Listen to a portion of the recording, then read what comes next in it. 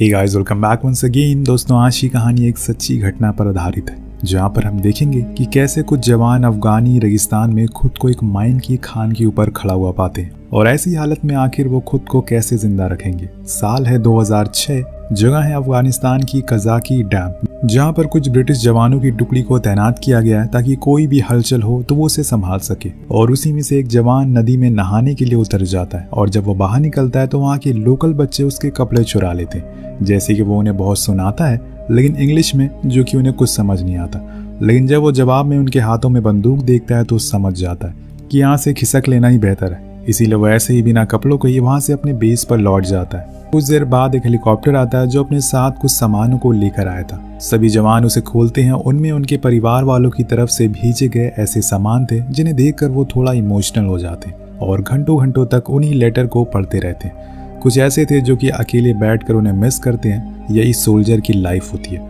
उन्हें कब कहाँ जाना पड़ जाए ये बात उन्हें भी नहीं पता। लेकिन इनमें से कुछ ऐसे हैं जिन्हें ये नहीं पता कि आगे जाकर क्या होने वाला है।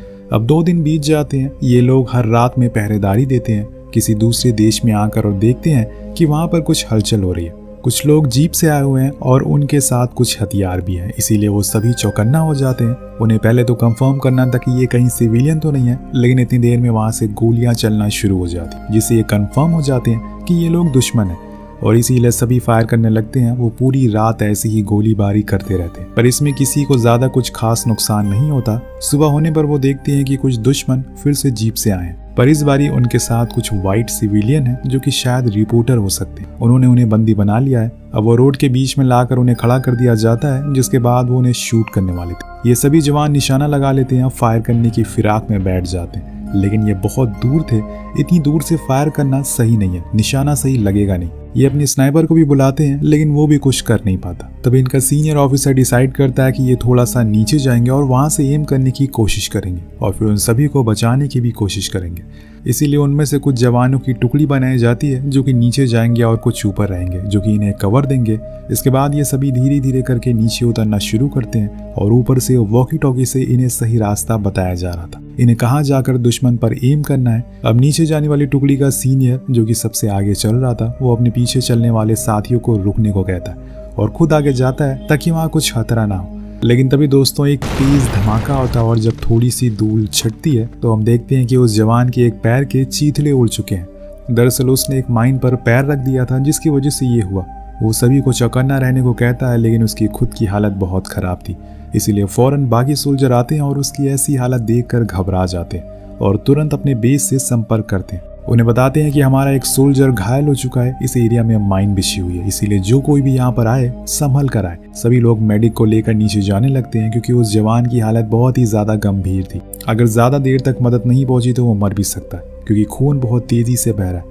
सभी सोल्जर ऊपर से नीचे आते हैं और ऊपर वाले बेस से संपर्क करके उन्हें बताते हैं कि वो फौरन हेलीकॉप्टर का इंतजाम करें, हमारा एक जवान काफी घायल है। इन सभी को इस बात का कोई अंदाजा नहीं है कि अभी ये संख्या धीरे धीरे करके कैसे गोली की तरह बढ़ने वाली है। सभी की हालत कुछ ऐसी ही होने वाली है जो किसी ने सोची भी नहीं होगी। अभी तो फिलहाल ये उस जवान के पास जा रहे हैं और सभी कुछ ही देर में वहां पहुंच जाते हैं और संभल कर उसके पास जाते हैं जहां से सभी गए थे, क्योंकि एक गलत कदम और फिर एक और धमाका हो सकता है। मेडिक उसके पास आता और उसको सबसे पहले मॉर्फिन देता है, उसके मुंह में सिगरेट लगाता है ताकि वो थोड़ा सा काम हो सके और फिर मेडिक अपना काम शुरू कर देता है। लेकिन अभी उन्हें ये भी चेक करना है कि जहाँ पर ये लोग अभी ठहरे हुए हैं उसके आसपास कहीं कोई और माइन तो नहीं है, वरना हिलना डुलना भी मुश्किल हो जाएगा। और इसीलिए अपने एक साथी को इस काम में लगा देते हैं और तभी उसे एक माइन मिल भी जाती है। ये देखकर सभी की जान हलक में आ जाती है, लेकिन जब वो उसे बारीकी से चेक करता है तो पता चलता है कि वो असल में एक पत्थर है।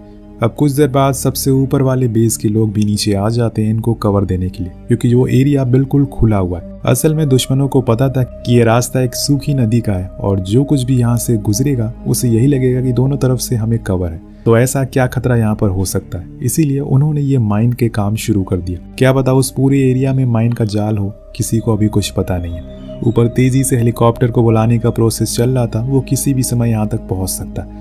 वहीं दूसरी तरफ उन लोगों पे भी नजर रखी जा रही थी जिसको मारने के लिए ये लोग नीचे गए थे। एक सैनिक देखता है कि कुछ ही समय के बाद वो सभी वहां से भागने लगते हैं। असल में वो कोई रिपोर्टर नहीं बल्कि एक डमी थे, यानी कि ये उनका एक बना बनाया प्लान था या कुछ और, ये तो हमें आगे ही पता चलेगा। फिलहाल अभी यहाँ पर सभी घबराए हुए माहौल में है। बेस के लोग नीचे आ गए हैं और उनमें से कुछ जवान अब माइन को ढूंढने का काम शुरू कर देते हैं, लेकिन ये काम बहुत ही ज्यादा खतरनाक है। हल्की सी चूक और सारा खेल खत्म। वो रेंगते हुए आगे बढ़ते हैं और फिर जहां जहां उन्हें माइन मिल रही थी उसके ऊपर वो रेड फ्लैग लगा रहे थे। जहां जहां रास्ते साफ थे वहां पर वो व्हाइट फ्लैग लगा रहे थे ताकि उन्हें साथियों को इधर से उधर जाने में कोई दिक्कत ना हो। लेकिन ये एरिया बहुत ही ज्यादा बड़ा है, ऐसे में एक माइन ढूंढने में कई महीने लग जाएंगे। तभी उन्हें खबर मिलती है कि वो हेलीकॉप्टर बस 10 मिनट में पहुंच रहा है। लेकिन उसी समय सीनियर के दिमाग में एक सवाल आता है, अगर वह हेलीकॉप्टर आ भी गया तो यहाँ पर उतरेगा कैसे, क्योंकि ये एरिया चारों ओर से ढका हुआ है और ये जिस जगह पर है वो काफी गड्ढे जैसी है जिसमें किसी हेलीकॉप्टर को लैंड करवा पाना इतना आसान नहीं है। इसीलिए फैसला करता है कि वो उस घायल सैनिक को उस सूखी नदी के किनारे वाले हिस्से पर लेकर जाएगा जहाँ तक माइन का रास्ता साफ है। वहां पर उन्हें कोई खतरा भी नहीं है और वो जगह थोड़ी ऊंचाई पर भी है। तो सभी उस सोल्जर को स्ट्रेचर पर लेटाकर उस जगह पर ले जाने लगते हैं और पीछे से आ रहे सभी जवान उसी सेफ रास्ते पर पैर रखते हुए आगे बढ़ रहे थे। पर इसी बीच एक जवान गलत जगह पर पैर रख देता है और फिर क्या होना था, एक तेज धमाका होता है जिसे थोड़ी देर के लिए सब कुछ सुन पड़ जाता है। जब धूल साफ होती है तो हमें उस जवान की चीखें सुनाई देती है जिसके दोनों पैर बुरी तरह से घायल थे। उसके सबसे पास सीनियर ऑफिसर था, वो उसके पास आता और फिर बेस से कांटेक्ट करके उन्हें अपडेट करता है कि हमारा एक और जवान घायल हो चुका है। फौरन वहां पर मेडिक पहुंचता है और उसको मॉर्फिन देता है, उसके खून को बहने से रोकता है। तब तक वहां पर हेलीकॉप्टर भी पहुंच चुका था, लेकिन ये सब जब वो देखता है तो बहुत गुस्सा करता है क्योंकि उन्हें ब्लैक हॉक हेलीकॉप्टर चाहिए था जो कि साइज में छोटा होता है, लेकिन ये साइज में काफी बड़ा था। यहाँ पर उतरने के लिए इस बड़े हेलीकॉप्टर के लिए जगह नहीं है और ये सभी ग्रीन स्मोक छोड़ते हैं जो कि संदेश था कि यहाँ पर मत उतरो। लेकिन पायलट फिर भी उसको वहीं उतार देता है। उसको लगता है कि वो इन सभी की जान बचा लेगा, लेकिन ऐसा होने वाला नहीं था क्योंकि वो जगह पूरी माइन से ढकी हुई थी। जिस जगह पर वो लैंड किया था वो इनसे लगभग 30 मीटर की दूरी पर थी। वहां पर अभी भी सेफ नहीं है, इसीलिए सभी कहते हैं कि तुम लोग यहाँ से चले जाओ, दूसरे वाले हेलीकॉप्टर को जल्दी भेजो। वो अपने वॉकी टॉकी से उन्हें संदेश भी देते हैं और कुछ देर बाद वो खाली वहां से चला जाता है। लेकिन इतना बड़ा हेलीकॉप्टर जब उड़ान भरने के लिए तैयार होता है तो उसमें बहुत पावर लगती है और इसी चक्कर में वहां पर पड़े हुए सारे पत्थर हिलने डुलने लगते हैं और ऐसे ही एक पत्थर जाकर एक माइन पर पड़ता है जिससे कि वहां एक और धमाका होता है और ये माइन वहीं पर लगी थी जहां पर इनके 3 जवान बैठे हुए थे। जब धूल छटती है तो वो देखते हैं कि 3 जवान घायल हो चुके हैं और उनमें से एक की हालत बहुत ही ज्यादा बुरी है। उसका एक हाथ पूरी तरह से उखड़ चुका है, दर्द के मारे वो चिल्ला रहा है। उसके पास तो मेडिक भी नहीं जा सकता क्योंकि वो कुछ दूरी पर है। जो 2 बचे हुए सोल्जर थे उन्हें कम चोट आई थी, इसीलिए उसमें से एक को ऊपर लाया जाता है पास वाले जवान की मदद से और दूसरा था उसे वहीं पर रहने को कहा जाता है ताकि वो उस घायल जवान की मदद कर सके और एक मेडिक के तौर पर काम कर सके। सब कुछ इतना जल्दी जल्दी हो जाता है कि किसी को कुछ समझ नहीं आता कि असल में वो करे तो करे क्या। पहले तो बस एक जवान घायल था पर अब 4 लोग घायल हैं और अभी दूसरे हेलीकॉप्टर को आने में समय लगने वाला है, इसीलिए सबसे पहले इन्हें धैर्य से काम लेना होगा। इसके बाद जो वहां पर थोड़ा ठीक हालत में जवान मौजूद था उसे ये लोग कुछ इंस्ट्रक्शन देते हैं कि कैसे वो उस जवान के खून को रोक सकता है। वो अपनी टी शर्ट को उतार कर उस घाव पर बांधता है, लेकिन वो जितनी भी कोशिश कर ले वो एक प्रॉपर मेडिक तो नहीं है और यही बात उसे सबसे ज्यादा डराती, कहीं कुछ ऊंच नीच ना हो जाए। वो घायल जवान दर्द के मारे चिल्ला रहा होता है। अब ये दर्द उसके सहने से बाहर होता जा रहा था और ये दूर बैठा मेडिक जिसका नाम ठग था वो ये देख रहा होता है। उसे खुद पर गुस्सा आता है कि वो पास में होकर भी अपने जवानों की, अपने सोल्जर को बचा नहीं पा रहा। उसे बहुत ज्यादा गुस्सा आ रहा था, इसीलिए वो जितनी भी जानकारी उस जवान को दे सकता है वो उसे देता है। वहीं दूसरी तरफ हम देखते हैं कि जिस सोल्जर को 2 सैनिक ऊपर लेकर जा रहे थे उसकी हालत अब बहुत खराब हो गई है। वो चल तक नहीं पा रहा है, लेकिन जैसे तैसे उसे लेकर ऊपर पहुंच जाते हैं जहां पर वो उनसे कहता है कि मुझे सांस नहीं आ रही है क्योंकि मेरे लंग्स खराब हो चुके हैं, उनमें छेद हो गया है। तुम एक काम करो, ये पेन लो, मेरी गर्दन में इसे घुसा दो ताकि मैं सांस ले सकूं, वरना मैं मर जाऊंगा।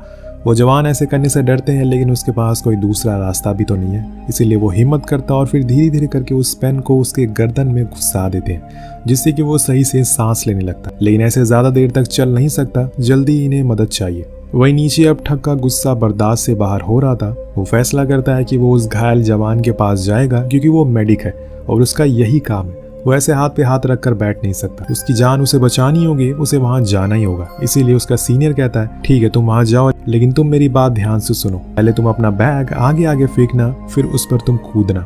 ऐसे करके तुम उस तक पहुंच जाओगे और तुम्हें चोट भी नहीं आएगी। वो मान जाता है और बस हर छलांग पर भगवान का नाम लेकर आगे बढ़ता है। वो सीनियर के बताए हुए चीजों पर अमल करता है। इसी बीच वो घायल जवान को वो लोग पानी पहुंचाते हैं जो कि उसके पास बैठा जवान कैच करता है लेकिन जब दूसरी बोतल आती है तो वो उसे थोड़ी दूरी पर जाकर गिरती है। फिर क्या था, एक और धमाका होता है जिसकी आवाज़ ऊपर बेस तक जाती है और वहाँ के लोग भर भर के गालियाँ देते हैं दुश्मनों को उनकी इस करतूत की वजह से। जब नीचे की हालात देखते हैं तो हमें पता चलता है कि जो जवान ठीक ठाक था वो भी अब घायल हो चुका है। मेडिक को भी चोट आई है और उसके पूरे कपड़े फट गए, लेकिन वो इस हालत में है कि आगे बढ़ सकता है, उनकी मदद कर सकता है। मेडिक के चारों ओर बस दर्द और कर्राने की आवाज़ आ रही थी। कुछ सालों पहले वो जब एक दूसरे देश में था तब भी उसे ऐसी ही कुछ आवाज़ें सुनाई देती थी और आज सेम वैसे ही मंजर उसकी आंखों के सामने है। उसके दोस्त घायल और कर्रा रहे हैं, चारों ओर बस खून ही खून है। वो उस पहले वाले घायल जवान की मदद करता और उसके फटे हुए पैर को बांध देता जिससे कि उसका खून ना बहे। अब इस पूरी टीम के पास एक ही मेडिक था, इसलिए जो दूसरा जवान अब घायल हुआ था वो खुद ही अपने जख्मी पैर पर पट्टी लगाता। वो पूरी तरह से कांप रहा था दर्द के मारे, लेकिन ये करना ही है। ये सीन जितना बताने में आसान लग रहा है, देखने में उतना ही दर्द भरा है। सभी जवान दर्द से गुजर रहे होते हैं और पास बैठा मेडिक के पास कोई और चीज़ नहीं है कि वो उनकी मदद कर सके।